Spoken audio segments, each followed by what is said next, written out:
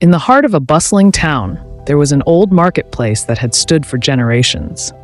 The buildings were worn, but the energy of the place was alive, filled with chatter, the clinking of coins, and the exchange of goods. In the midst of this, there was an old merchant, a man whose presence commanded respect, though he was simple in appearance. His stall was modest, yet it was always surrounded by people eager to buy from him. His name was Mr. Kawe, and his reputation was built on something more than just selling goods. He was known for his wisdom and the peace that seemed to follow him wherever he went.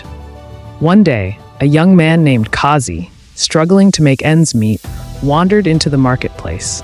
His mind was consumed with thoughts of money, how he could earn more, how he could stop the constant cycle of struggle that seemed to follow him. He had tried many ventures, but none had succeeded. His relationships were strained, his business dealings marred by arguments and misunderstandings. He was angry, frustrated, and desperate for a way out. It was during one of these days, when Kazi's temper flared in a disagreement with a fellow vendor, that Mr. Kawe called him over. "Young man, I see that you are troubled," the old merchant said, his voice calm and steady amidst the chaos of the market. Kazi, still fuming, didn't want to hear anything. "What do you know about trouble, old man? You've probably never had to fight for survival." Mr. Kawe smiled softly. "I've lived a long life, young one, and in all my years, I've learned one thing. Money does not settle where there is conflict." Kazi scoffed. "What nonsense is that? Money is the answer to everything. If I had enough, I wouldn't be struggling." The old man's eyes softened with understanding. "It's not money that's the problem. It's how you're approaching it. You're fighting, struggling, chasing after something, but all the while, you're creating conflict in your own life. Conflict in your heart, in your mind, and with those around you." Kazi's brow furrowed in confusion. "But what does that have to do with money?" "Everything," Mr. Kawe said. "When there is conflict, whether it's in your relationships, your heart, or in the way you do business, money becomes like a visitor who doesn't want to stay. It's like a bird flying through a storm. It won't find rest until the winds calm. But when peace reigns, when there is harmony within and around you, money will find a place to settle. It will stay, grow, and multiply." Kazi stared at the old merchant, skeptical but intrigued. "Are you telling me to just sit back and wait for things to get better?"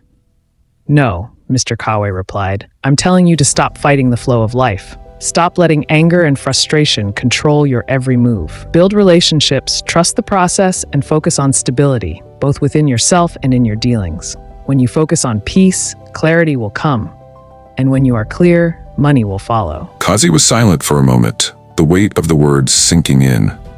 He thought back to the countless arguments he had been a part of, whether with customers, business partners, or even his family. He realized that in every situation, the pursuit of money had often been the source of the conflict. His desperation to get ahead had blinded him to the importance of balance and peace.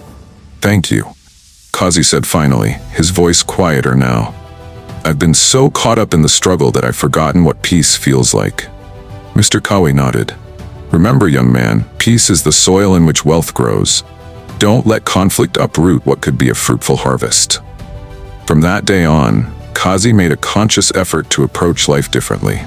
He worked on mending relationships, on being more patient with himself and others. Slowly, he noticed a shift. Opportunities came in ways he hadn't expected, and his business dealings became smoother. The arguments and struggles that once defined his days began to dissipate. Money, which had